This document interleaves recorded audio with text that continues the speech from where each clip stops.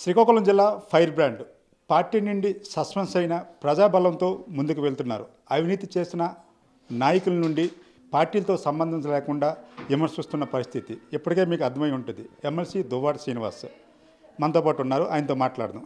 Sir నమస్తే. నమస్తే. మీ దేవుడిగా భావించే వైఎస్ రాజశేఖర రెడ్డి కుమార్తె మీ జగనన్న చెల్లెలు వైఎస్ షర్మిలపై ఈ టీటీడీ వివాదం సంబంధించి ఈ మధ్యకాలంలో మీరు మాట్లాడిన మాటలు సోషల్ మీడియాలో హల్చల్ చేస్తున్నాయి. అసలు షర్మిలని టార్గెట్ చేయవలసిన అవసరం ఏమొచ్చింది? షర్మిలను మేము టార్గెట్ చేయలే, ఆవిడే మతాన్ని టార్గెట్ చేశారు, దేవాలయాల తాలూకా విలువల్ని టార్గెట్ చేశారు, హిందువుల మనోభావాలను దెబ్బతీసే విధంగా మాట్లాడారు. పేదవాడు అంటే కులం పేరుతో లెక్కపెట్టి కులాల చిచ్చు రెచ్చగొట్టాలని చూశారు.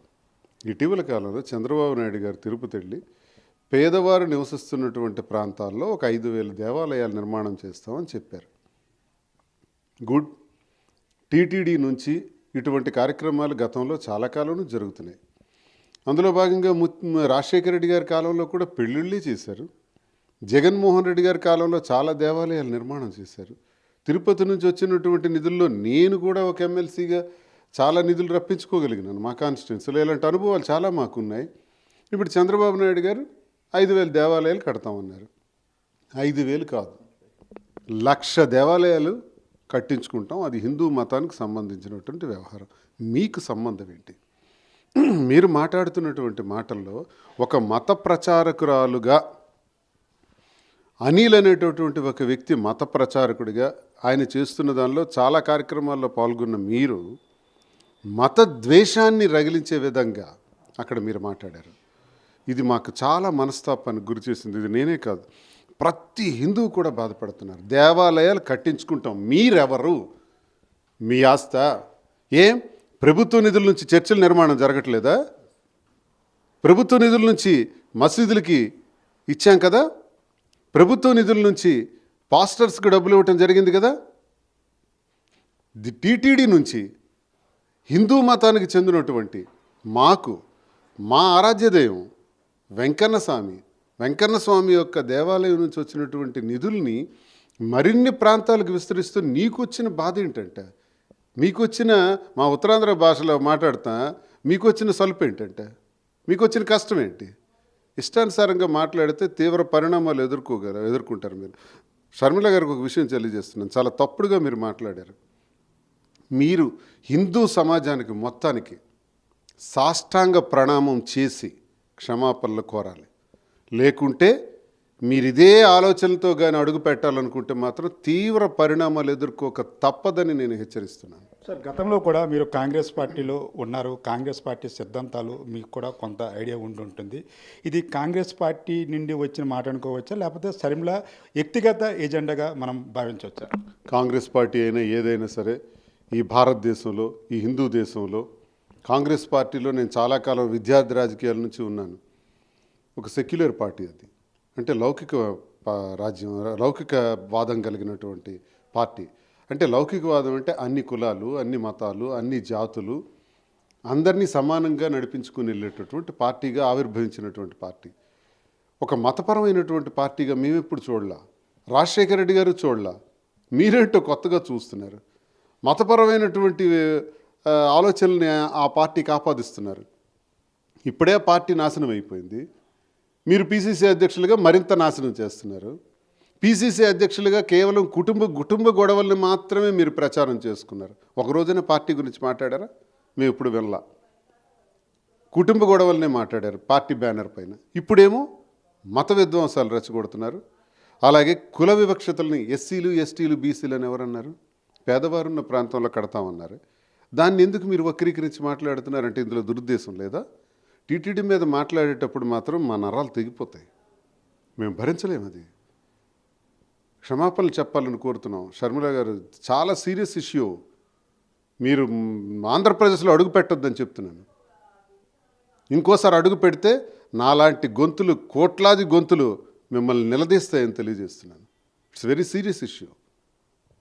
సార్, ప్రస్తుతం రాష్ట్రంలో రెడ్ బుక్ రాజ్యాంగం వర్సెస్ ఏదైతే blue book, digital book Jaganmohan రెడ్డిది. అసలు ఏంటి సార్ ఇది? వ్యక్తిగత రాజ్యాంగాలు ఏంటి? ఇది ఎంతవరకు కరెక్ట్ అంటారు? సరే, ఎవరికైనా, ఏ పార్టీకైనా, ఏ ప్రభుత్వానికైనా ఈ బుక్స్ రాజ్యాంగం కరెక్ట్ కాదు. రాజ్యాంగాన్ని అమలు చేసి పరిపాలించాలి తప్ప ఈ 2014 నుంచి ఒక పద్ధతి నడిచింది. 2014 నుంచి 19 వరకు జరిగిన పద్ధతి మీద 19 నుంచి 24 వరకు కౌంటర్ పార్ట్స్ జరిగినాయి. ఆ కౌంటర్ పార్ట్స్లో భాగంగా మీరు రెడ్ బుక్ అని అన్నారు. ఆ రెడ్ బుక్ ఇప్పుడు అమలు చేస్తున్నటువంటి ఈ తరుణంలో 24 నుంచి 29 వరకు జరుగుతున్నటువంటి ఈ పరిణామాలకి డిజిటల్ బుక్ అని ఆవిర్భవించబోతుంది. ఇది రాంగ్. రాజకీయాల్లో మనం ప్రజాభ్యుదయం కోసం, దేశాభ్యుదయం కోసం, రాష్ట్ర అభ్యున్నతి కోసం పనిచేయాలే తప్ప ప్రజలు మనకు ఓట్లు వేస్తున్నది ఈ రాష్ట్రాన్ని అభివృద్ధి చేయడానికి, అంతే తప్ప ఇలాంటి బుక్స్ రాజ్యాంగాల్ని అమలు చేసుకోవడానికి కాదు. దీన్ని ఎవరో ఒకళ్ళు ఎక్కడో ఒక దగ్గర చరమగీతం పాడాలి. అధికారంలో ఉన్నది కూటమి ప్రభుత్వం కాబట్టి మీరు ఇంకా రెడ్ బుక్ రాజ్యాంగం అనే పదాన్ని పక్కన పెట్టి, ఈ అరెస్టులు, కక్షాదింపులు ఇవన్నీ పక్కన పెట్టి పరిపాలన మీద దృష్టి పెట్టండి. అమరావతి నిర్మాణం పూర్తి చేయాలి. పెద్ద టాస్క్ ఉంది మీకు. ఒక గొప్ప ప్రధాని, ఒక బలమైనటువంటి ప్రధాని మద్దతు మీకుంది. మోదీ గారు 15,000 కోట్ల వరకు మీరు రుణ సదుపాయాన్ని కూడా ఏర్పాటు చేశారు. మరి దాన్ని ఏ ప్రయోజనాలకు ఉపయోగిస్తున్నారు? మరి అమరావతి నిర్మాణానికి శ్రీకారం చుట్టండి అని కోరుతున్నా. ఇప్పటికే 14 నెలలు అయిపోయింది, దృష్టి సారించట్లేదు. పోలవరం ఇంతకన్నా గోల్డెన్ ఛాన్స్ మనకి ఎప్పుడు వస్తుంది? కూటమిలో భాగస్వామ్యం అయినటువంటి బీజేపీ ఉంటుండగా వారి సహాయాన్ని తీసుకొని మీరు ఎందుకు పోలవరాన్ని పూర్తి చేయకూడదు? ఇవన్నీ మానేసి ఈ బుక్స్ రాజ్యాంగాల్ని అమలు చేసుకుంటే మనకు మనమే నాశనం అవుతాం. ఇది కరెక్ట్ కాదు అని నేను ఒక సూచన కూడా తెలియజేస్తున్నాను. అది ప్రభుత్వానికి కానీ, కూటమి పార్టీలకు కానీ, లేదా వైఎస్ఆర్సీపీకి కానీ ఇది కరెక్ట్ కాదని నేను తెలియజేస్తున్నాను. సార్, గతంలో వైసీపీ నుంచి సస్పెండ్ అయిన తర్వాత స్వతంత్రంగా మీరు వెళ్తాననే పరిస్థితి అయితే ఉంది. అయితే ఈ నేపథ్యంలో మనకి రానున్న జనవరిలో స్థానిక సంస్థ ఎన్నికలు వస్తున్నాయి. ఏంటి, స్వతంత్రంగా మీ నియోజకవర్గం వరకే మీరు పరిమితం అవుతారా, లేకపోతే వెళ్తారా, లేకపోతే కామ్గా ఉండే పరిస్థితి ఉంటుంది? అవును, దువ్వాడ శ్రీనివాస్ కామ్గా ఉంటే మరి దువ్వాడ శ్రీనివాస్ ఎందుకు అవుతాడు? నేను స్వతంత్రుడిగా, తటస్థుడిగా, నా వ్యక్తులు పోటీలో ఉంటారు. నియోజకవర్గంలోనూ, జిల్లా మొత్తం? నియోజకవర్గంలోను, జిల్లాలో కూడా పలు ప్రాంతాల్లో నా వ్యక్తులు సర్పంచులుగా పోటీ చేస్తారు. వారి ప్రచారానికి నేను వెళ్తాను. నేను అన్ని రకాల సహకారాలు ఇచ్చి వాళ్ళకి ముందుకు నడిపించి పోటీలో పెడతాను. అంతేకాదు, ఎంపీటీసీలు కానీ, స్థానిక సంస్థలన్నింటిలో కూడా దువ్వాడ శ్రీనివాస్ మనుషులు పోటీలో ఉంటున్నారు. నెంబర్ 1. నెంబర్ 2, రేపు జరగబోయే అసెంబ్లీ ఎన్నికలు 29లో కూడా నా టీం ఎమ్మెల్యేలుగా కూడా పోటీ చేస్తున్నారు. శ్రీకాకుళంలో ధర్మాన ప్రసాద్ మీద నా మనిషి పోటీ చేస్తాడు. కృష్ణదాస్ మీద నా మనిషి పోటీ చేస్తాడు. పలాసల అప్పలరాజు మీద నా మనిషి పోటీ చేస్తాడు. టెక్కల్లో నేనే ఉంటాను. ఇంకా మిగతా నియోజకవర్గాలు కూడా ఆలోచన చేస్తున్నాను. దువ్వాడ శ్రీనివాస్కు ఓట్ బ్యాంక్ లేదు, దువ్వాడ శ్రీనివాస్ని సస్పెండ్ చేయండి, దువ్వాడ శ్రీనివాస్కి ఏముంది అని చెప్పిన ధర్మాన బ్రదర్స్ ప్రసాద్ అండ్ కృష్ణదాస్ అచ్చెన్నాయుడు సూచన మేరకు, అచ్చెన్నాయుడు సలహా సూచనల మేరకు నన్ను సస్పెండ్ చేయించారు కదా. ఇప్పుడు చూపెడతా, కాసుకోమనండి. దమ్ముంటే కాసుకోమనండి. నా దాటిని తట్టుకొని గెలవమనండి. రణరంగంలో చూపెడతాను. 29 ఎన్నికల్లో ఇక్కడి నుంచే తటస్థుడి తాలూకా సంగతి ఏంటో చూపెడతాను. అందుకే నేను గొంతే మాట్లాడుతున్నా. సార్, మీరు జగన్మోహన్ రెడ్డి మీకు ఇష్టమైన నాయకులు అన్నారు, తాత్కాలికంగా సస్పెండ్ అన్నారు. జగన్మోహన్ రెడ్డి పిలుపు కోసం మీరు ఎదురు చూస్తామని కూడా అనే సందర్భాలు ఉన్నవి. మీరు స్వతంత్రంగా వెళ్తే పార్టీకి, జగన్మోహన్ రెడ్డికి కొంత ఎఫెక్ట్ కలిగే పరిస్థితి ఉంటుంది కదా. మరి దాన్ని ఎలా, మీరు వైసీపీలో వెళ్ళే పరిస్థితి లేదనేసి మీరు ఈ నిర్ణయం తీసుకున్నారా, లేకపోతే ఏంటి, పార్టీకి జడిపించడానికి ఈ నిర్ణయం తీసుకుంటున్నారు? పార్టీ నాకు సస్పెండ్ చేసింది. ధర్మాన సోదరులకు నేను ఒక రిక్వెస్ట్ చేశాను. అరే బాబు, సస్పెన్షన్ అంటే జస్ట్ పక్కన పెట్టడం, నన్ను బహిష్కరించి పడేయండి బాబు అని అంటున్నాను. నన్ను ఎక్స్పెల్ చేసేయండి అంటున్నాను. సిగ్గుమాలలో లేదు, చేయలేకపోతున్నారు. ధైర్యం లేదు, సత్తా లేదు. ఈ కొద్దిగా నన్ను సస్పెండ్ చేయలేదు, సస్పెండ్ చేసి ఊరుకున్నారు. నన్ను అలా వదలకండి, నేను మంచివాడిని కాదు, నేను అంత ఆషామాషిగా ఊరుకోను. దువ్వాడ శ్రీనివాస్కి ఎందుకు కెలికామరా అని నిద్రలేని రాత్రులు గడిపేటట్టు చేస్తాను ఈ జిల్లాలో. దయచేసి ఎక్స్పెల్ చేసేయండి, బహిష్కరించండి మీకు దమ్ముంటే. నేను వదలను. జగన్మోహన్ రెడ్డి గారితో కాదు నా యుద్ధం.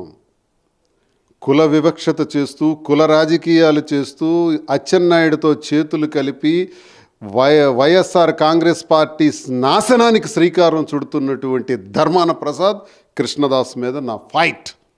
ఈ ఫైట్లో వాళ్ళకి నా సంగతేటో చూపెడతాను, నా సత్తా ఏంటో చూపెడతాను. ఇక్కడ జగన్మోహన్ రెడ్డి గారికి నాకు సంబంధం లేదు, ఆయనకి నాకు ఎటువంటిది ఉండదు. ఆయన పిలిపిస్తే మిమ్మల్ని ఏంటి పరిస్థితి? పిలిపిస్తే వీళ్ళని పక్కన పెట్టండి అని చెప్తా. ఓకే, వీళ్ళెందుకు? ఇప్పుడు నేను ఒక మాట అడుగుతున్నా, తమ్మినేని సీతారాంకి ఎందుకు సార్ తప్పించారు? తమ్మినేని సీతారాంకి తప్పించేటప్పుడు 70 సంవత్సరాల వయసు, ఓకే తప్పించారు. మరి కొడుక్కి ఇవ్వచ్చు కదా, కొడుక్కి అర్హత లేదా? ఇవ్వరు. అక్కడ ఒక రూలు. మరి తమ్మినేని సీతారాము కొడుకు కూడా పోటీకి పనికిరానప్పుడు ఎవడి కృష్ణదాసు, ఎవడి ధర్మాన ప్రసాద్, వీళ్ళకి 70లే కదా, వీళ్ళెలా పోటీ చేస్తారు? సరే, మీరు పోటీ చేయనప్పుడు మీ కొడుకులా ధర్మాన ప్రసాద్ ఆ కొడుకుని పంపించేస్తున్నాడు మా క్యాండిడేట్ అని, రేపు పోటీ చేస్తాడని. కృష్ణదాస్ కొడుకు గురించి ప్రకటించేస్తున్నాడు, నా కొడుకు పోటీ చేస్తాడని, నా కొడుకు గెలుస్తాడని.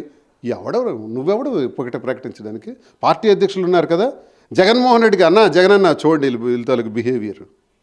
మీరు అధ్యక్షులు ఉంటుండగా వీళ్ళే టికెట్లు ప్రకటించేస్తున్నారు.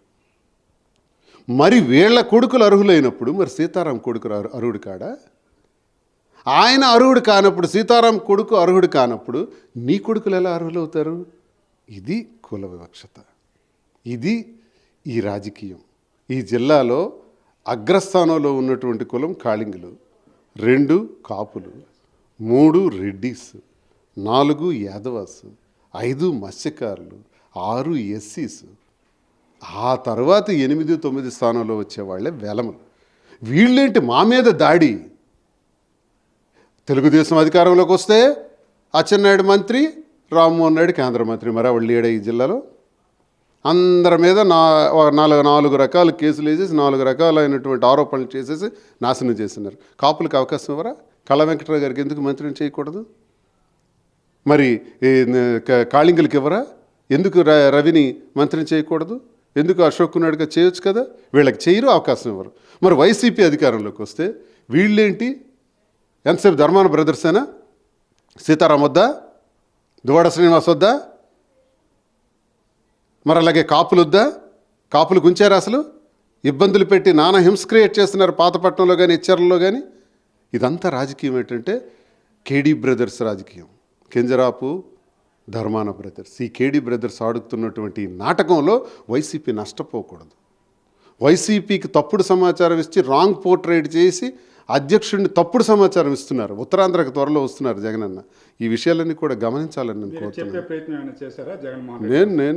నేను ఆల్రెడీ అన్నకి చెప్పాను, జగన్మోహన్ రెడ్డి గారు ఎదురుగా నేను చెప్పాను, అన్న వీళ్ళందరూ మీకు రాంగ్ పోర్ట్రేట్ చేస్తున్నారు, రాంగ్ పోర్ట్రేట్ చేసి తప్పుడు సమాచారం ఇచ్చి జిల్లాలో వాళ్ళేంటండి ముసలి నక్కలు, ఇంకో వెలమైన నాయకత్వానికి ఇవ్వండి. ఒక్కో నియోజకవర్గంలో 6 నుంచి 7 ఉన్నారు సమర్థులు. శ్రీకాకుళంలో ఉన్నారు వెలమలు, చల్లా రవి లాంటి వాడు ఉన్నాడు, చాలామంది ఉన్నారు పార్టీలో, వాళ్ళకి ఇవ్వండి టికెట్లు. లేదా నర్సన్నపేటలో చాలామంది ఉన్నారు, వాళ్ళకి ఇవ్వండి టికెట్లు. వీళ్ళేంటి?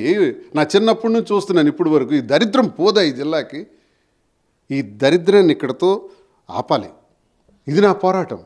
రేపు వైసీపీలో జగన్మోహన్ రెడ్డి గారు పిలిచిన నేను ఇది ఫస్ట్ కండిషన్ నాకు ఉంటుంది. మీరు ఇండివిజువల్గా వెళ్తే రిజల్ట్ ఏ విధంగా ఉంటుందని ఊహిస్తున్నారు? రిజల్ట్ ఏమని?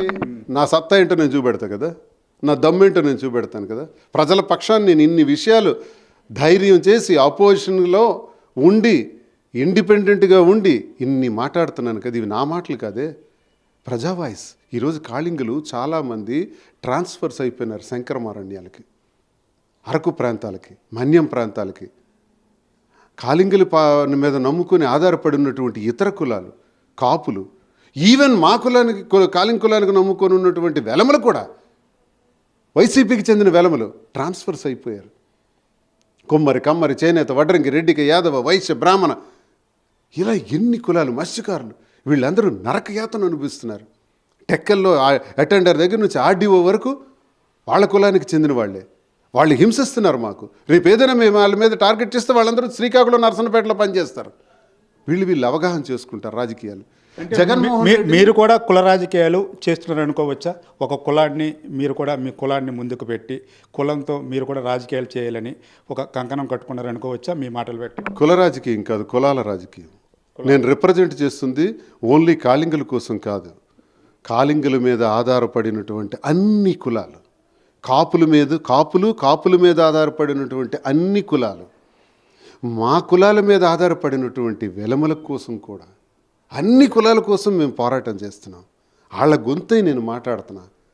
ఇక అన్యాయం జరుగుతున్నది, అగ్రగ స్థానంలో ఉన్నటువంటి కులాలకు అన్యాయం జరుగుతుంది అని తెలియజేస్తున్నాను. కేడీ బ్రదర్స్ లుచ్చా రాజకీయం అని తెలియజేస్తున్నాను. ఈ కేడీ బ్రదర్స్ని తరిమి కొట్టందే ఈ జిల్లా బాగుపడదని నా అభిప్రాయం. అందుకే నేను ప్రజా వాయిస్ అయి పనిచేస్తాను, పోటీ చేస్తాను. ఆ పోటీలోను ఏదైనా కానీ నాకేం పోయింది, నేను పోటీ పడతాను, మీ అంత తేలుస్తాను, మీ లెక్కలు తేలుస్తా. గట్టిగా నా ఫైట్ ఉంటుంది. దువ్వాడ శ్రీనివాస్ అంటేటో ఉత్తరాంధ్రలో నా బలం ఏంటో చూపిస్తారు. ఇప్పుడు సార్, ఇంకో ప్రధానమైన సమస్యలు రైతులు ఎరువుల కోసం అవస్థలు పడుతున్న పరిస్థితి, రోడ్ల మీదకి వస్తున్న పరిస్థితి. ఇంకొక పక్క చిన్న చిన్న మిల్లర్స్ కూడా ఏరియల్స్ డబ్బుల కోసం చేయాల్సిన పరిస్థితి. దీనిని అసలు ఏ విధంగా చూడవచ్చు? దీనిపై ఏమైనా చెప్పగలుగుతారు? వ్యవసాయం సర్వనాశనం అయిపోయింది సార్. చంద్రబాబు నాయుడు గారు ముఖ్యమంత్రిగా, లోకేష్ గారు, చంద్రబాబు నాయుడు గారు అనుభవం ఉన్న ముఖ్యమంత్రి, ఈ అచ్చెన్నాయుడికి తీసుకొచ్చి వ్యవసాయ శాఖ మంత్రి ఇచ్చారు. అతనికి నాలెడ్జ్ లేదు, వ్యవసాయం అంటే తెలియదు, విత్తనాలు ఇచ్చే పరిస్థితి లేదు, ఎరువులు ఇచ్చే పరిస్థితి లేదు, పొలాల్లో ఏ ప్రాంతానికి ఏ నెలకి ఏది కావాలన్నది అంచనాలు వేసే నాలెడ్జ్ లేదు. అసలు ఫిబ్రవరి మార్చి నెలల్లోనే విత్తనాలు ఎంత కావాలన్నది అంచనా వేయాలి, మార్చి ఏప్రిల్లోనే ఎరువులు ఎంత కావాలన్నది అంచనా వేయాలి, జూన్ జూలై నెలల్లోనే ప్రొక్యూర్మెంట్ గురించి అంచనా వేయాలి. ఇవి జరుగుతున్నాయా? మంత్రికి ప్రొక్యూర్మెంట్ అంటే తెలుసా? అతను సొంత గోడౌన్స్లో 30,000 టన్నుల బలం ఉన్నట్టు సామర్థ్యం కలిగినటువంటి గోడౌన్స్ ఉంటే ఆ గోడౌన్లో దళారుల ద్వారా ధాన్యాన్ని రప్పించుకొని ఏసీకేకి 10,000 రూపాయలు కలెక్షన్ చేసి ప్రతి రైస్ మిల్లర్ దగ్గర నుంచి 10% కలెక్ట్ చేసి 100 కోట్లు కలెక్ట్ చేసుకొని అదే శాఖ నిర్వహిస్తున్నటువంటి civil supplies minister for civil supplies Nadendla మనోహర్కి వాటాలంట. రైస్ మిల్లర్ శాశ్వత అధ్యక్షుడిగా కింజరాపు హరిప్రసాద్ అంట. రౌడీజం ఏంటి, గోండాయిజం ఏంటి? ప్రతి ధాన్యపు గింజలో కూడా వాటా ఉంది. రైస్ మిల్లర్స్కి వెళ్ళేటటువంటి ప్రతి వ్యవహారంలో కూడా ఏసీకేల ద్వారా కలెక్ట్ చేస్తున్నారు. ఏసీకేకి 6,000 నుంచి 10,000 రూపాయలు కలెక్ట్ చేస్తున్నారు. కాదని చెప్పమానండి. దళారీ వ్యవస్థ. రైతులకు గిట్టుబాటు ధర రాదు, సన్న రకాలు కొనరు.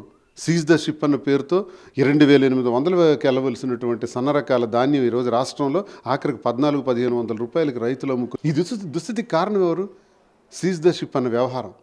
ఎక్స్పోర్ట్స్ ఆగిపోయినాయి. ఎక్స్పోర్ట్స్ ఆగిపోయిన తర్వాత ఆ ధాన్యం కొనుగోళ్ళు ఆగిపోయినాయి. ఇప్పుడు రానున్న పరిస్థితి రోజుల్లో కూడా ధాన్యం కొనుగోలు చేస్తారన్న నమ్మకం లేదు. వ్యవసాయం పూర్తిగా సంకనాకిపోయింది, సర్వనాశనం చేశాడు అచ్చెన్నాయుడు. అచ్చెన్నాయుడు బ్రతికేటంటే ధనార్జనే ధ్యేయం. రోజు కనీసం 50 లక్షల పైచిలకు కలెక్షన్ రావాలి. ఇది నేను చెప్పలా, ఈనాడు పేపర్లో రాశారు, ఈనాడు పేపర్లో చెప్పారు. ఇది నిజమా అబద్ధమా పేపరే తేల్చాలి. ధనార్జనే ధ్యేయంగా పనిచేస్తున్నటువంటి అచ్చెన్నాయుడికి అహంకారం పెరిగిపోయింది. ఎందుకంటే ఆలింట్లోనే సెంట్రల్ మినిస్టర్, పవర్ సెంటర్ అయిపోయింది. అల్లల్లాడిపోతున్నారు ప్రజలు, ఇబ్బంది పెడుతున్నారనమాట, భయపెడుతున్నారు, ట్రాన్స్ఫర్లు చేస్తున్నారు, అరెస్టులు చేస్తున్నారు, తప్పుడు కేసులు పెడుతున్నారు. దువ్వాడ శ్రీనివాస్ ఖాతరు చేయడు కదా, ఇవన్నీ ప్రజల మాటలన్నీ ఆడుతున్నాడు. ప్రజా సంబంధమైనటువంటి వ్యవహారాలన్నీ కుండ బద్దలు కొట్టినట్టు నేను ప్రశ్నిస్తున్నాను మంత్రికి. ఈ ప్రభుత్వం వీటన్నిటిపైన దృష్టి సారించాలని కోరుతున్నాను. కూటమి ప్రభుత్వంలో ఏళ్ళ రౌడీజం ఏంటి? ఇందులో షేరు బీజేపీ వాళ్ళు ఉన్నారు, జనసేన ఉంది, మరి పవన్ కళ్యాణ్ ఇవి పరిశీలించాలి. వారెందుకు మౌనం వహిస్తున్నారో అర్థం కావట్లేదు, వారెందుకు ప్రశ్నించారో నాకు అర్థం కావట్లేదు. చంద్రబాబు నాయుడు ఇంత సీనియారిటీ ఉన్నటువంటి వారు, మరి లోకేష్ గారు కూడా స్పందించాలి. పార్టీ లేదు, బొక్క లేదని తిట్టాడు. వాడే సరైనోడైతే మనకెందుకురా ఈ బాధను లోకేష్ గారిని ఉద్దేశించి అన్నాడు. ఇతడికి పార్టీ బాధ్యత లేదు, ప్రభుత్వం పైన ధ్యాస లేదు, వ్యవసాయ రంగం పైన ఆలోచన లేదు. ధనార్జనే ధ్యేయంగా బతికిన అచ్చెన్నాయుడు ఈ వ్యవసాయ రంగాన్ని ఇంకా నాశనం చేస్తాడు అతన్ని తప్పించకపోతే. ఇది చాలా ప్రమాదకరానికి దారితీస్తుందని నేను ఈ ప్రభుత్వాన్ని కోరుకుంటున్నాను. ఇది పరిస్థితి. మనం చూసుకోవచ్చు రాష్ట్రంలో జరుగుతున్న పరిస్థితులపై సైన్ల టీటీడీ దేవస్థానం దేవాలయపేట విమర్శలపై దువ్వాడ శ్రీనివాస్ దొడ్డగానే స్పందించారు. What studio.